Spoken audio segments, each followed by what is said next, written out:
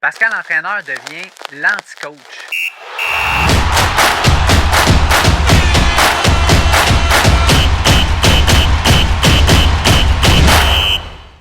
Ton coach, là, il a quelle formation pour te faire des plans d'entraînement? Là, on va arrêter les pelleteux de nuages, là, puis les créateurs d'emplois, là, puis on va se poser la question, là, quand tu te fais faire un plan d'entraînement par un entraîneur, y es-tu certifié, puis est-ce qu'il est compétent?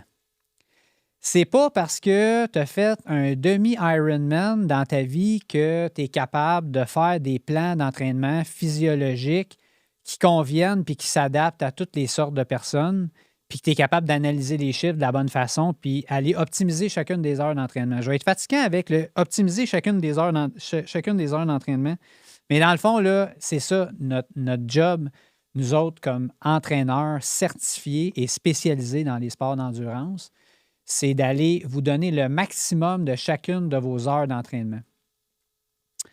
Si vous demandez à votre entraîneur, c'est quoi ta formation pour être capable de m'entraîner? On s'attend à avoir quelle réponse, selon vous? On veut-tu avoir, exemple, un kinésiologue? Peut-être. Est-ce que ce kinésiologue-là, il est particulièrement s'est penché dans un sport en particulier? Est-ce qu'il a passé des mois, des années à étudier le sport que toi, tu pratiques? Est-ce qu'il s'est spécialisé en tant que kinésiologue pour en venir à te faire des plans physiologiques? Ça, c'est la première question à te poser. Si l'entraîneur te dit « Ah, moi, j'ai une certification du PNCE parce que c'est un bien beau mot, là, Programme national de certification des entraîneurs. L'autre question à y poser, c'est « Ah oui, de quel niveau? » Si la réponse est de niveau 1-2, bien, tout le monde est capable de faire ça à peu près en une fin de semaine. Fait que je vous confirme que c'est pas ce qui va y donner un background assez important pour être capable de faire la différence. Puis, vous êtes tous capables, on est tous capables d'aller sur Internet, d'aller chercher de l'information. Si on est un peu curieux, on est capable de devenir un entraîneur, OK? Puis d'aller se faire certifier une fin de semaine dans le programme de certification nationale des entraîneurs comme un entraîneur communautaire. Mais être un entraîneur, c'est très, très différent d'être un bon entraîneur. Quand on veut aller optimiser chacune des heures d'entraînement de nos athlètes, de nos gens qu'on entraîne, il faut avoir un background sur la physiologie de l'exercice.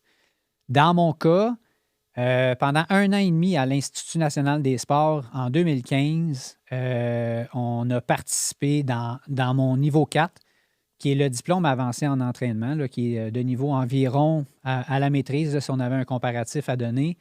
On avait des responsables, des chercheurs d'université ou des professeurs universitaires qui venaient nous donner du contenu sur la physiologie de l'exercice, sur la biomécanique dans différents sports, qui nous enseignaient comment enseigner la physiologie de l'exercice. Puis, par la suite, depuis 2015, je m'intéresse à ça à tous les jours de ma vie. Il y a des articles à toutes les semaines.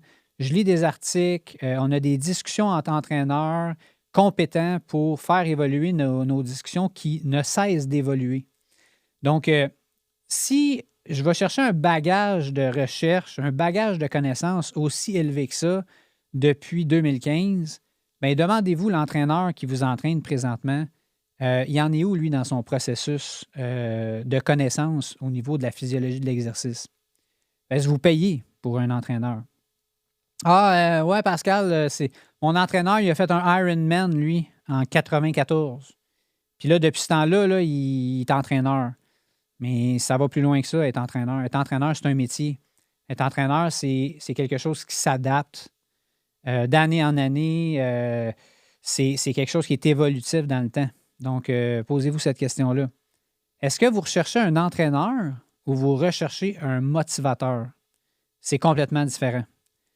Parce qu'il y en a qui sortent dans le marché présentement des motivateurs à des prix exorbitants qui vont vous charger des dizaines de milliers de dollars pour devenir un motivateur / coach de vie / entraîneur / des vendeurs de rêves puis des pelleteux de nuages, posez-vous la question si c'est ça qui va vous faire atteindre vos objectifs.